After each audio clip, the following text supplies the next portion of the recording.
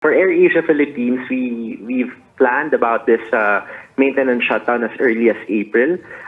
This morning, we had a consultative meeting with the Transportation Undersecretary along with other stakeholders, and we've already requested for the retiming of our flights. So as early as May 16, we've already requested for our 21 flights to be retimed on the actual day of the repair happening from 12 midnight to 6 in the morning.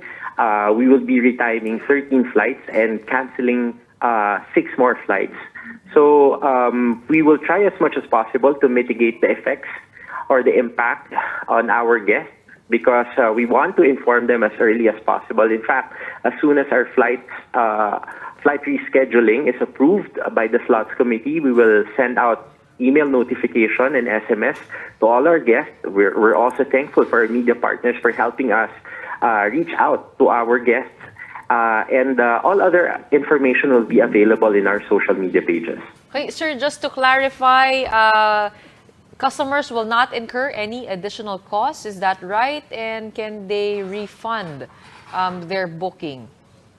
For this particular exercise, we are giving standard recovery options to all of our guests.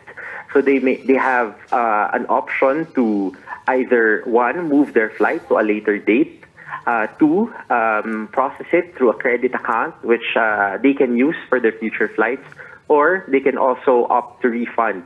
No, but insofar as minimizing the inconvenience, what we're trying to do is really inform them ahead of time so that they wouldn't have to go to the airport and wait for the retiming schedule.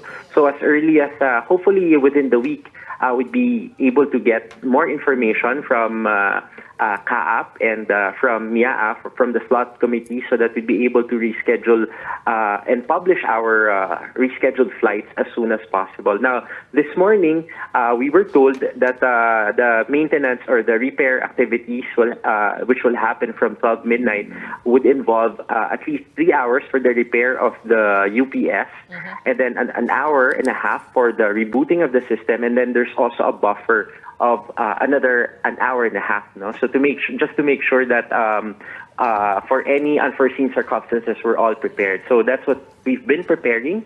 I think the repair has been announced as early as April, so we've made early or prior arrangements for this one, and we believe this is also a positive development towards ensuring a safer skies for everyone.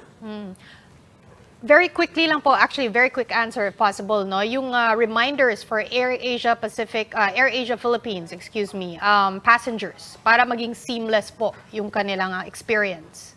Yes, yes, Sean. Well, we've been trying to communicate with our guests as early as, I think last week. We've already issued an advisory. We would encourage all our AirAsia guests to check their SMS, their registered email addresses, because we are sending pre-flight notifications on the changes on their flight schedule. And if they still don't have access to it, they can check our social media pages.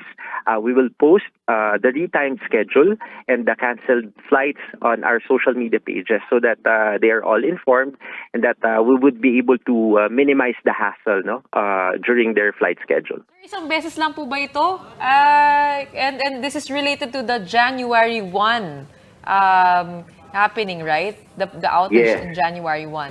Isang beses lang ba? Yes. This morning, may nagkaroon na ng repair interval. It happened from 2 a.m. until 4 a.m. In fact, around 3:27, they were able to finish the repair of the voltage regulator. But on May 17, for this one, medyo mahaba siya. So around 6 hours, no, that are Philippine airspace. It's not just within Manila, or if you're departing from Manila, so and you're flying to the different destinations in the Philippines, of course you're affected. But it will also affect airlines or airline companies who are overflying the Philippine airspace. So it will be a total closure for a period of 6 hours.